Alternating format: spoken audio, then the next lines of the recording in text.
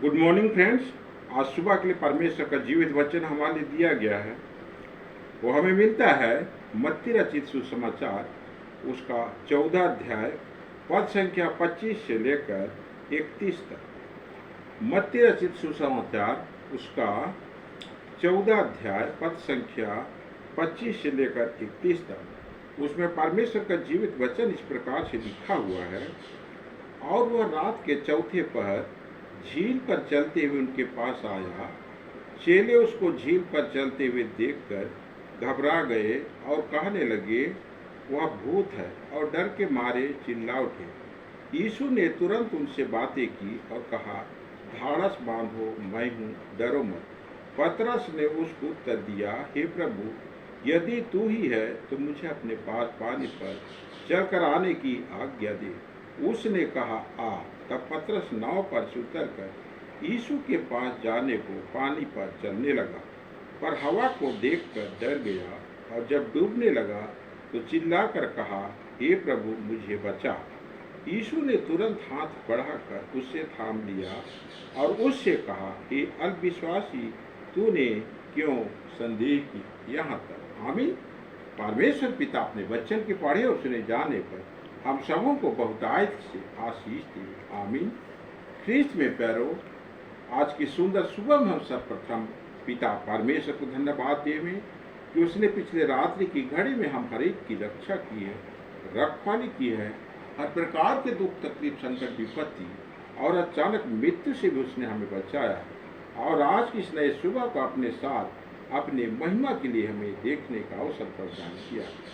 और आज की सुंदर सुबह में परमेश्वर पिता ने हमारे लिए अपना जीवित वचन दान किया, वचन के माध्यम से हमें आशीष प्रदान किया है। इन बड़ी दया के लिए हम पिता परमेश्वर को धन्यवाद देते हैं। आज वचन में हम देख पाते हैं, रात के चौथे पहर को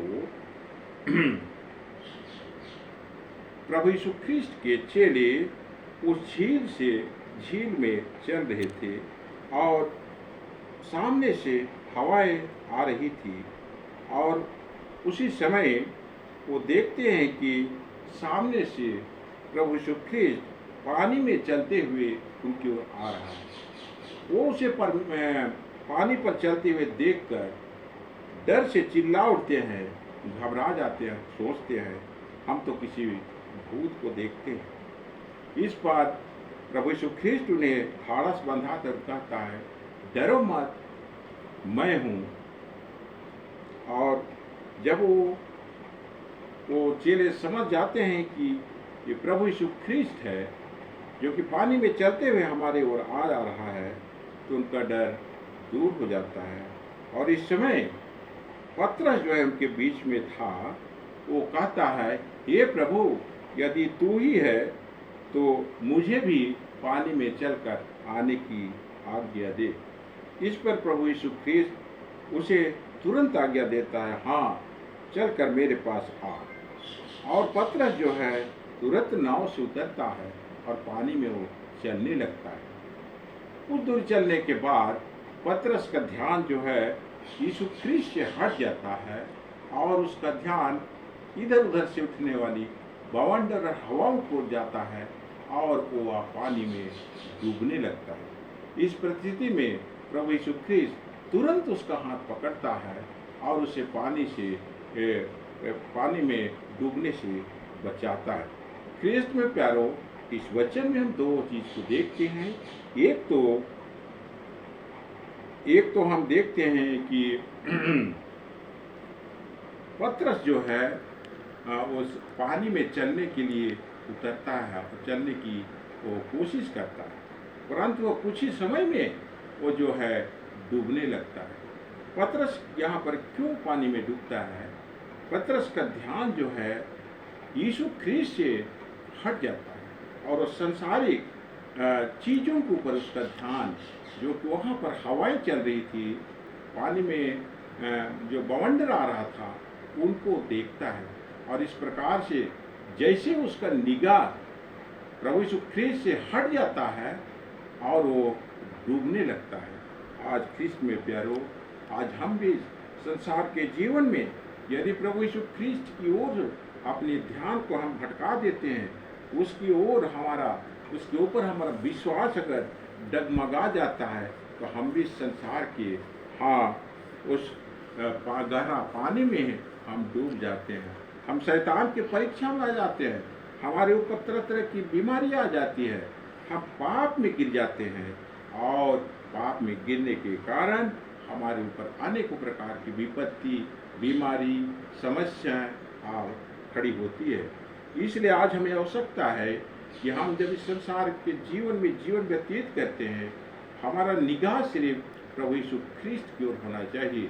प्रभु यीशु ख्रिस्त जो कुछ क्रूस में अपना बहुमूल्य खून बहाया, अपने प्राणों को न्यौछावर किया, उसी ओर आज हमारा ध्यान होना चाहिए। अगर हम प्रभु यीशु ख्रिस्त की ओर ही अपने ध्यान को लगाए रहेंगे तो हम कदापि संसार के, हाँ, संसार और शैतान के हम चंगुल में नहीं फंसेंगे, हम पाप में नहीं गिरेंगे, हमारा जीवन पवित्र होगा, हमारे ऊपर बीमारी नहीं आएगी, हमारे घर परिवार में परेशानी नहीं आएगी और हम प्रभु यीशु ख्रिस्त में बने रहेंगे, हमारा विश्वास पक्का होगा और इस प्रकार से हम इस संसार के हर प्रकार की बुराइयों और बीमारियों और समस्याओं के ऊपर जय प्राप्त करने सकेंगे। और आगे हम देखते हैं कि पतरस जब डूबने लगता है तो प्रभु यीशु ख्रिस्त उसका हाथ तुरंत पकड़ता है और उसको वो पानी में डूबने से बचाता है। आज ख्रिस्त में प्यारो, आज हम किसी प्रकार के पाप में पड़ जाते हैं, सांसारिक बुराइयों में पड़ जाते हैं, शैतान के हम चंगुल में फंस जाते हैं, तो भी आज प्रभु यीशु ख्रिस्त हमारे पापों को क्षमा करने के लिए वो सामर्थ्य है, क्योंकि वो कहता है उसका लहू हमारे सारे पापों को क्षमा करने में, शुद्ध करने में सामर्थ्य और धर्मी है। इसलिए ख्रिस्त में प्यारो, आज जब हम किसी प्रकार के पाप में पड़ जाते हैं, किसी प्रकार के संसार और शैतान के चंगुल में फंस जाते हैं, उसके अधीन में हम हो के काम करते हैं, तो आज हमें पश्चाताप करने की आवश्यकता है। आज हमें उसके चरणों में आकर अपने गुनाहों को, अपने पापों को मानने की जरूरत है, ताकि वो हमारे पापों को क्षमा करेगा और हमें अपने बेटा और बेटी बनाएगा, हमें अपने स्वर्गराज का एक दिन अधिकारी बनाएगा। हम पवित्र बाइबल में देखते हैं राजा दाऊद, जो कि एक महान राजा होकर गया, वो जो है एक बार व्यभिचार के पाप में पड़ जाता है, परंतु जब नातान नबी उसको उसके पापों को स्मरण कराता है और उसके गुनाहों को याद दिलाता है, तो परमेश्वर के चरणों में आता है और अपने गुनाहों का, अपने पापों को परमेश्वर से खुलकर बताता है। उसके सामने वो पश्चाताप करता है और पिता परमेश्वर उसके पापों को क्षमा कर देता है और उसको एक महान राजा स्थापित करता है। तो ख्रिस्त में पैरो, आज हमारे लिए भी आवश्यकता है कि हम जब पाप में पड़ते हैं, किसी गलत संगति में पड़ते हैं, बुरे विचारों में पड़ते हैं, तो आज हमें आवश्यकता है कि अपने पापों को मान लेना है और प्रभु यीशु ख्रिस्त के पास आकर पश्चाताप करना है, अपनी सारी बुराइयों को मान लेना है। वो हमारे हर एक पापों को क्षमा करेगा, क्योंकि वो नहीं चाहता कि हमारा नाश हो, हम शैतान के अधीन में रहें और एक दिन हमारा इस संसार का जीवन जब खत्म होगा तो हम उस नरक के दंड में हम शामिल हों। इस प्रकार से पिता परमेश्वर की इच्छा हमारे लिए नहीं है, वो हमारा विनाश नहीं चाहता है, वो हमारा उद्धार चाहता है, क्योंकि वो हमसे अत्यंत प्रेम करता है। इसलिए हम जब भी कोई पाप में पड़ते हैं, बुराई में पड़ते हैं, नाना प्रकार के गलत संगति में पड़ते हैं, तो हमें आवश्यकता है कि हम पश्चाताप करें, उसके चरणों में आए, वो हमारे पापों को क्षमा करेगा और अपने महिमामय स्वर्ग राज में हमें एक दिन जगह प्रदान करेगा। पिता परमेश्वर इस छोटी प्रवचन में बहुतायत की आशीष देगी। आमीन। हम छोटी प्रार्थना करें। हे स्वर्ग शक्तिमान ईश्वर दयालु पिता, आज की सुंदर सुबह में तूने हमारे लिए अपना जीवित वचन दान किया, वचन के माध्यम से अपने हमें आशीष प्रदान किया है। हम इस बड़ी दया के लिए तुझे धन्यवाद देते हैं। वचन में हम देखते हैं आज पतरस जिस प्रकार से पानी में चलने के लिए उतरता है और उसका नज़र जैसे ही तुझसे हटता है, संसारिक बातों की ओर ध्यान लगाता है, वो डूबने लगता है। सामर्थ्य प्रभु आज हमारे लिए भी अपनी पवित्र आत्मा की सहायता कर अगुवाई दे, ताकि हमारा ध्यान, हमारा नज़र सिर्फ तेरी ओर होने पाए, तेरी क्रूस की ओर होने पाए, ताकि हम इस संसार रूपी समुद्र में, संसार रूपी झील में हम डूबने ना पाए। पाप और शैतान की किसी प्रकार के हम चंगुल में आकर अपने आत्मा को हम विनाश के गड्ढे में नहीं डालने पाए। इसलिए हमारी सहायता कर, अगुवाई कर कि हमारा ध्यान, हमारा विश्वास, हमारा नज़र सिर्फ और सिर्फ तेरी क्रूस की ओर होने पाए। और सहायता कर प्रभु, जब हम किसी प्रकार के पाप में गिर जाते हैं, बुराई में गिर जाते हैं और भी नाना प्रकार के अनैतिक कामों में गिर जाते हैं और उनके द्वारा हम पापी ठहरते हैं, उस परिस्थिति में हम पछताव करने वाले होने पाए, हम अपने पापों को मानने पाए और तेरे चरणों में आकर सारे गुनाहों को कबूल करने पाए, ताकि तो हमारे पापों को क्षमा करेगा और हमें एक दिन स्वर्ग राज का अधिकारी बनाएगा। इसलिए प्रभु अपनी पवित्र आत्मा की सहायता और मदद हमें प्रदान कर, ताकि हमारा जीवन इस संसार में पवित्र और उज्जवल होने पाए। आज के दिन कितने लोग जो हैं हृदय रोग से ग्रसित हैं, कितने लोग जो लकवा ग्रसित हैं, कितने लोग आज जो है माइग्रेशन की बीमारी में हैं, कितने लोगों का किडनी का बीमारी है, कितने लोगों का पैर में दर्द है, हड्डी में दर्द है, चलने फिरने में असामर्थ है। सामर्थ्य प्रभु यीशु नाम इन हर एक बीमारियों को भाग्य देते हैं और कहते हैं निकल जाओ उनके शरीर से, क्योंकि इनका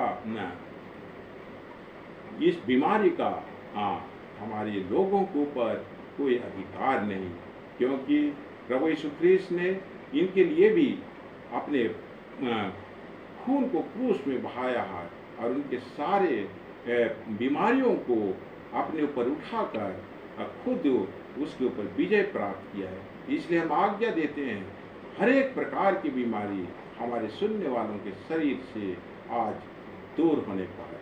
हाँ, कितने जवान और युवती आज जो कि बेरोजगार हैं, कितने जवान और युवतियों का जो शादी ब्याह नहीं हो रहा है, कितने जवान और युवती आज जो है गलत संगति में हैं।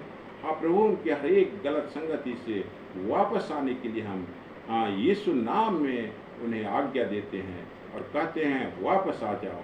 और उनके जीवन में जो भी परेशानी है, रोजगार की परेशानी है, शादी ब्याह की परेशानी है, यीशु नाम में सब परेशानी दूर होने पाए और उनका परिवार बचने पाए। प्रभु, कितने लोगों का जन्मदिन है, उनके जन्मदिन को हम आशीष देते हैं और उनके लंबे जीवन की हम कामना करते हैं। कितने लोगों का शादी के सालगिरह है, उनके शादी के सालगिरह को हम मुबारकबाद देते हैं।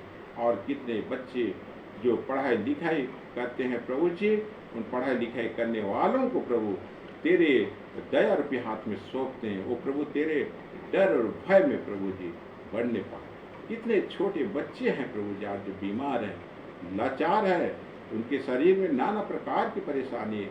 यीशु नाम में हर बीमारी को हम आज्ञा देते हैं और कहते हैं निकल जाओ उनके शरीर से। प्रभु तुझे धन्यवाद देते हैं, क्योंकि तूने आज हर एक बीमार लोगों को, बीमार बच्चों को तूने चंगापन की आशीष प्रदान किया है। प्रभु तुझे धन्यवाद देते हैं, क्योंकि तूने हमारी प्रार्थना को सुना है। हमारी इच्छा, योजना और विचार तो विभिन्न प्रकार के हैं, परंतु हमारे सुनने वालों के बीच में प्रभु तेरी इच्छा और योजना ही पूरी होने पाए। हम तुझे सारा आदर और महिमा और धन्यवाद हम बारंबार देते हैं और अपने हर एक प्रकार के पाप दुष्गुनाहों को तेरे पवित्र चरणों में लेकर आते हुए प्रभु जी हम मान लेते हैं, दया से क्षमा कर दे। और हमारी एक दीनहीन प्रार्थना है जो कि हम तेरे बेटे यीशु मसीह के पवित्र नाम में लाते, दया से सुन और स्वर्ग राज में अपनी महिमा के लिए ग्रहण कर। आमीन। परमेश्वर पिता आप सबों को बहुतायत की आशीष देवे। आमीन।